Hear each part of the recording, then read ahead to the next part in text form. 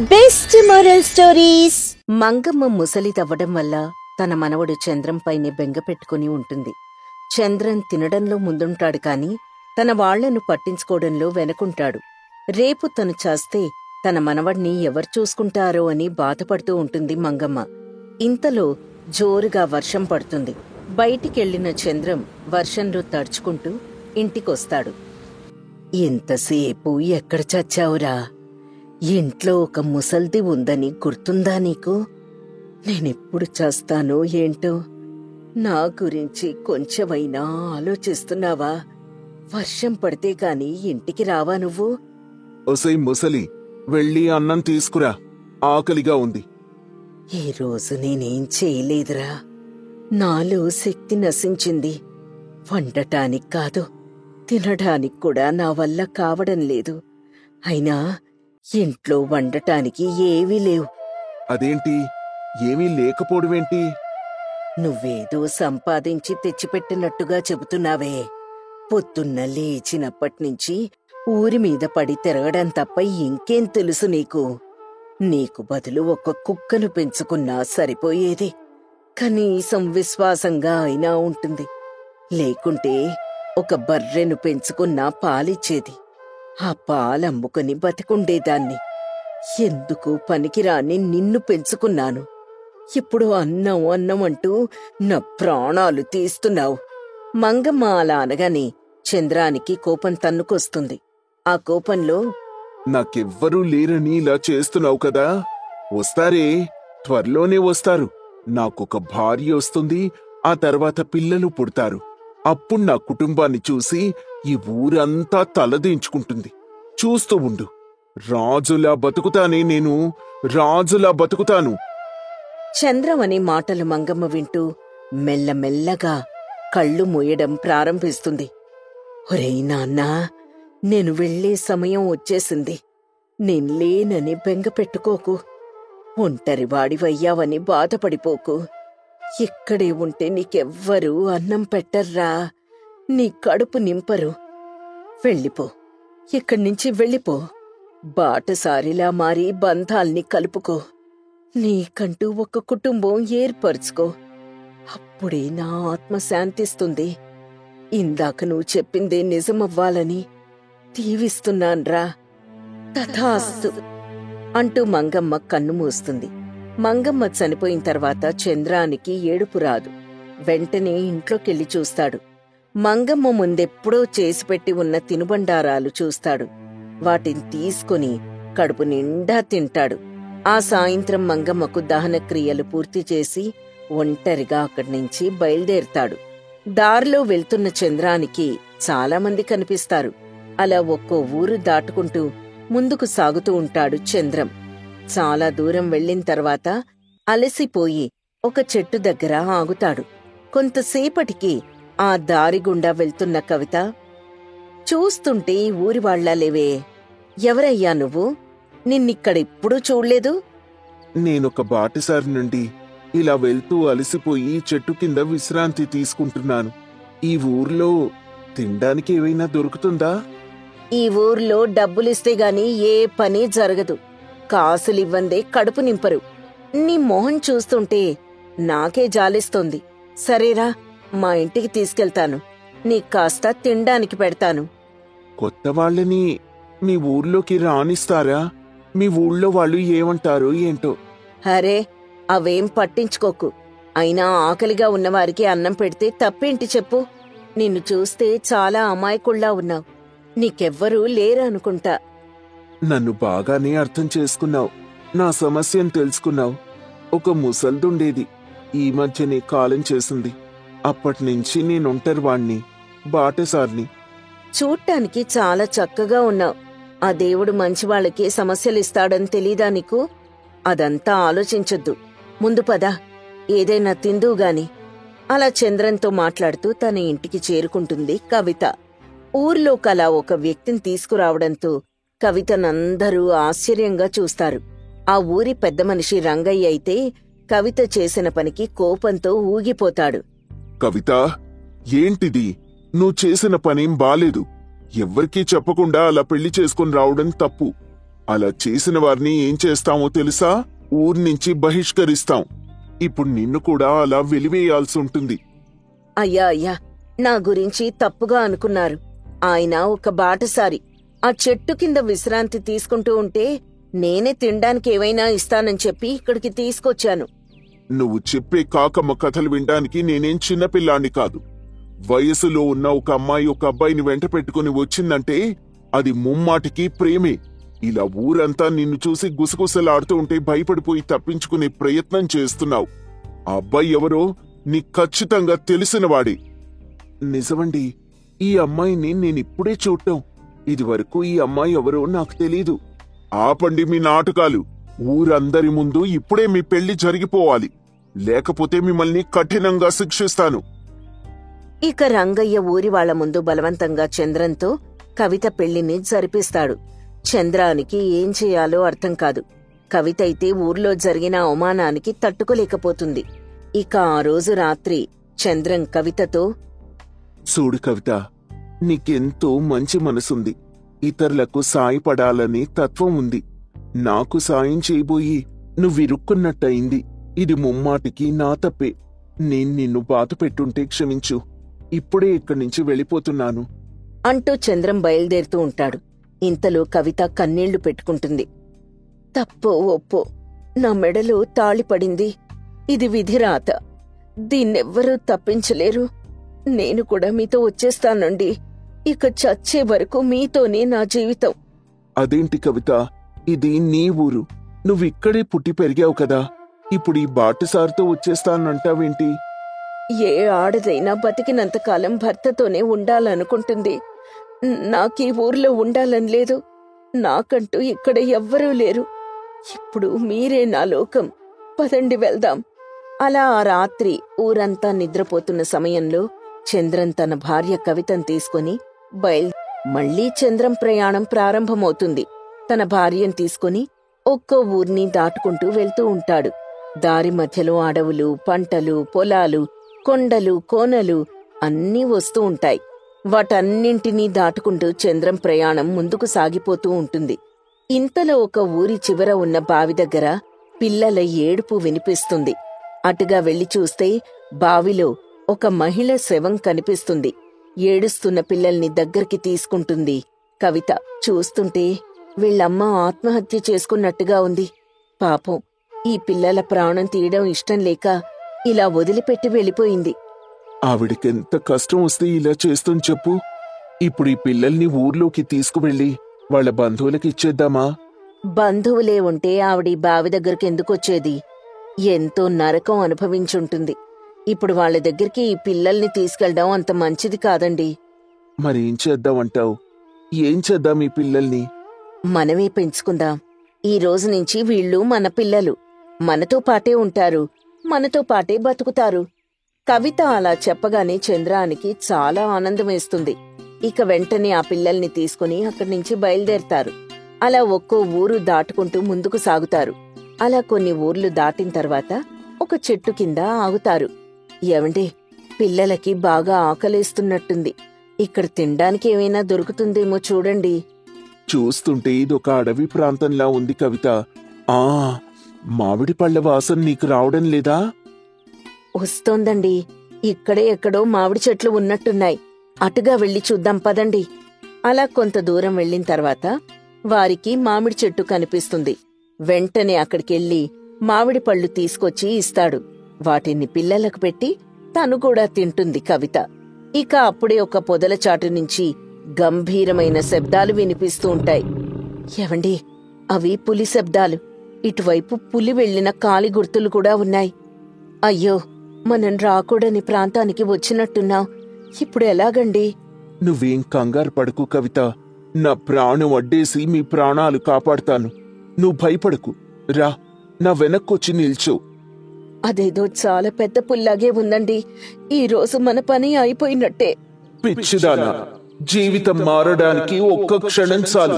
ఏం జరుగుతుందో చూద్దాం అంటూ చంద్రం అరుస్తూ ఉండగా ఒక్కసారిగా గాండ్రిస్తూ మీదకి దూకుతుంది పులి. ఇక చంద్రం ఆ పులితో పోరాడతాడు. చంద్రాన్ని చంపే ప్రయత్నంలో ఆ పులి తల ఒక రాయికి తగిలి ప్రాణాలు విడుస్తుంది. పులి చచ్చిన విషయం అంతటా పాకి ఆ రాజ్యంలోని రాజు వరకు వెళ్తుంది. రాజు చంద్రాన్ని పిలిపిస్తాడు.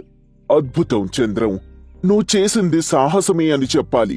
ఆ పులి ఇప్పటికే చాలా మందిని పొట్టన పెట్టుకుంది. దాన్ని చంపితే ఒక రాజ్యాన్ని కట్టబెడతానని చాటింపు వేయించాను. ఇప్పటి వరకు చాలా మంది వీరులు, బలశాలులు ఆ పులితో పోరాడి చనిపోయారు. కాని నువ్వు ఆ పులి ప్రాణాలే తీశావు. శభాష్! నీ సాహసానికి మెచ్చి నీకొక రాజ్యాన్ని అప్పగిస్తున్నాను. ఇకపై ఆ రాజ్యానికి నువ్వే రాజువి. రాజా, మీరు చెప్పేది నేను నమ్మలేకపోతున్నాను. నిజంగా మీరు నాకు రాజ్యాన్ని కట్టబెడుతున్నారా? అవును, నువ్విప్పుడు సామాన్యమైన వ్యక్తివి కావు. ఒక రాజ్యానికి రాజువి. నీ ప్రజల్ని జాగ్రత్తగా పాలించు.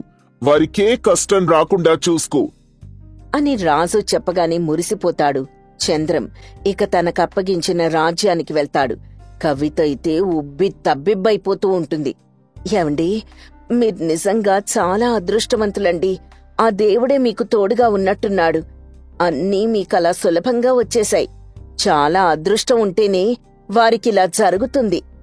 నేను కూడా నమ్మలేకపోతున్నాను కవిత. నిన్ను పెళ్లి చేసుకుంటానని అస్సలు అనుకోలేదు. అసలు నాకు పిల్లనెవరిస్తారులే అనుకునేవాణ్ణి. కాని అది తప్పని తేలింది.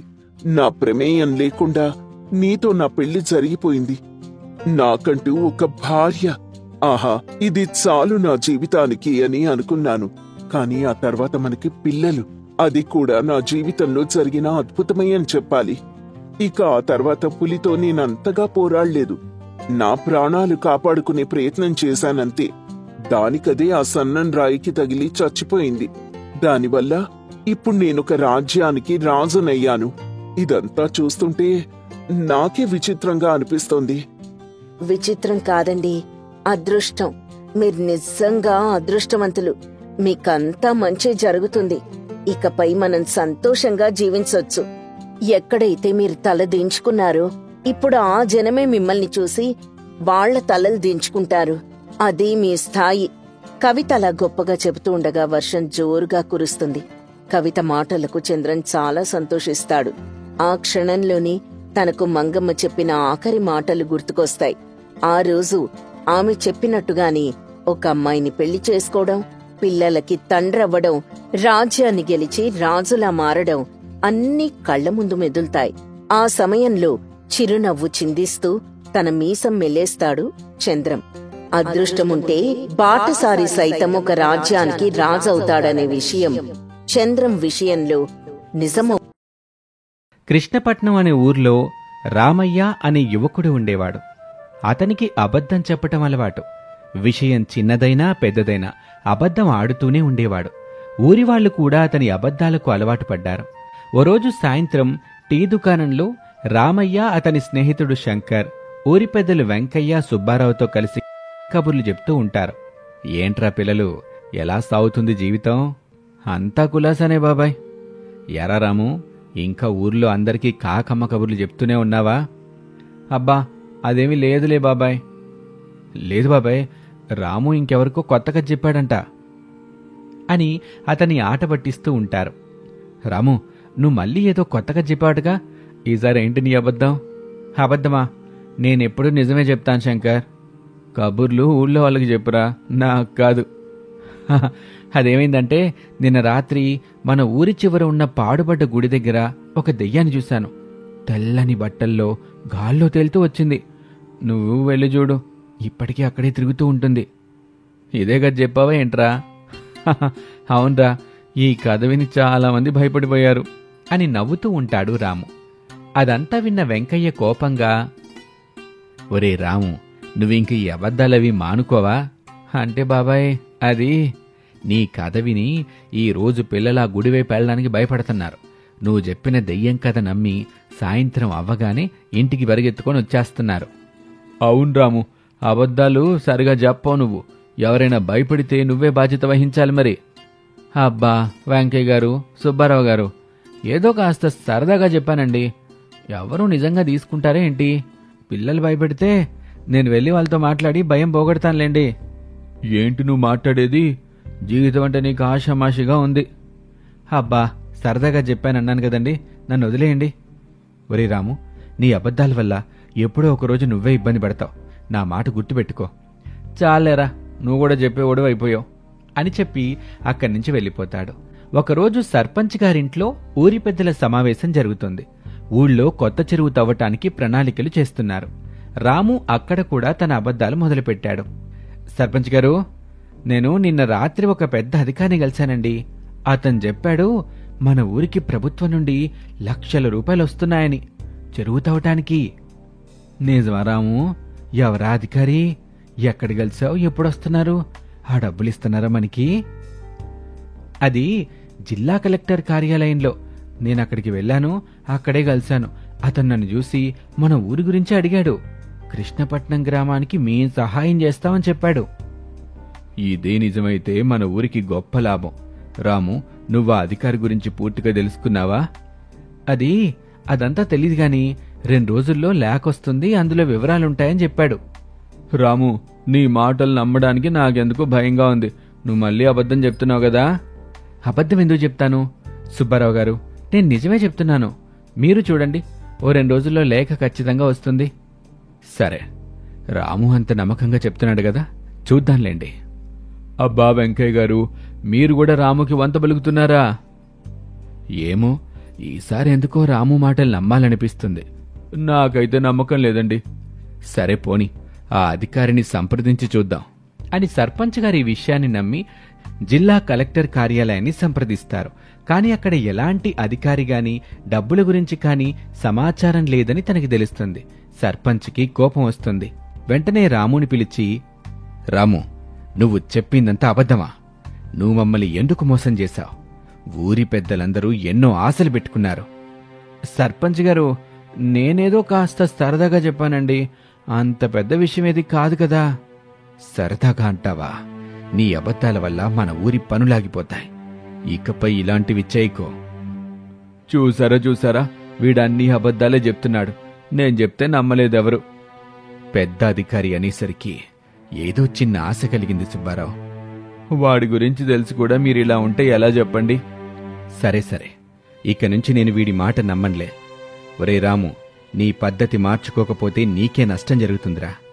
సావిత్రమ్మ, ఇది మరోసారి జరగకుండా చూసుకోవాల్సిన బాధ్యత నీదే అని వాళ్ళమ్మను హెచ్చరిస్తాడు సర్పంచ్. దీంతో ఇంటికెళ్లిన తర్వాత సావిత్రమ్మ ఇలా అంటుంది. ఒరే, నీకు చిన్నప్పుడు నాన్న పులికథ చెప్పాను, గుర్తుందా? గుర్తుందమ్మా. మరంత తెలుసు కూడా ఎందుకురా ఇట్ట అబద్ధాలు చెప్తున్నావు? నీ వల్ల నేను ఊర్లో తలెత్తుకోలేకపోతున్నాను.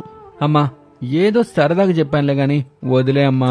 నా వల్ల కాదురా, నువ్విట్టాగే చెప్తుంటే ఇక నేనే ఇంటి నుంచి వెళ్ళిపోతాను అని సావిత్రమ్మ అనటంతో రాము తలవంచుకున్నాడు. కొన్ని రోజుల తర్వాత ఊళ్ళో ఒక పెద్ద జాతర జరుగుతోంది. రామయ్య మళ్లీ తన అబద్ధంతో అందరినీ ఆకర్షించాలని అనుకున్నాడు. జాతరలో అంతా ఒక దగ్గర గుమిగూడారు. ఈ జాతరకి పాత సినిమాలో ఒక కథానాయకుడు వస్తున్నాడు, నాకు నా పట్నం స్నేహితుడు చెప్పాడు. నిజమరాము? నీకు నేను తప్ప స్నేహితులు ఎవరూ లేరు కదరా? అబ్బా, ఇక స్నేహితుడంటే నువ్వు ఒక్కడవేనా ఏంట్రా? నేను పట్నం వెళ్ళాను, అక్కడ నాకు కొంతమంది స్నేహితులయ్యారు. ఒరే, నాకెందుకో నువ్వు మళ్ళీ అబద్ధం చెప్తున్నావు అనిపిస్తుంది.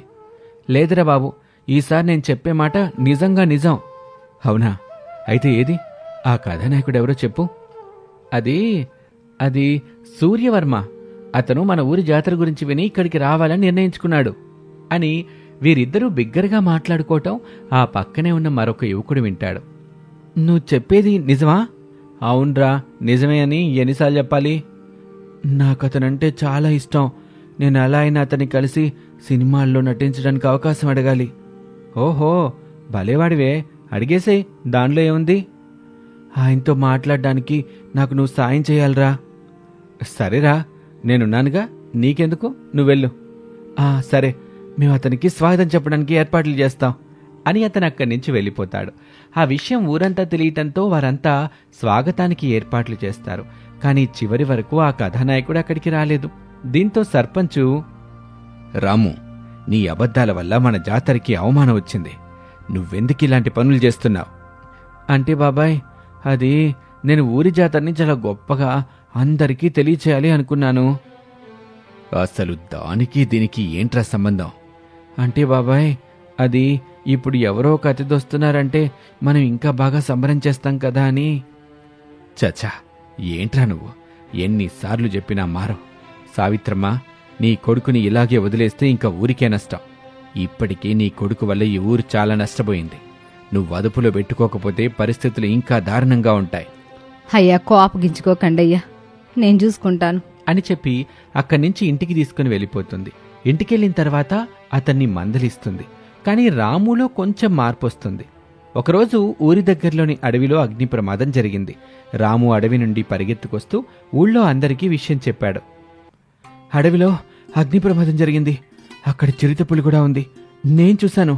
అది ఊరి వైపే వస్తుంది. అందరూ జాగ్రత్తగా ఉండండి. ఎర్ర రాము, మళ్ళీ నీ కథలు షురూ చేసావా? చిరుత అంటే ఏంటి? ఇక్కడెప్పుడూ అవి కనిపించలేదే.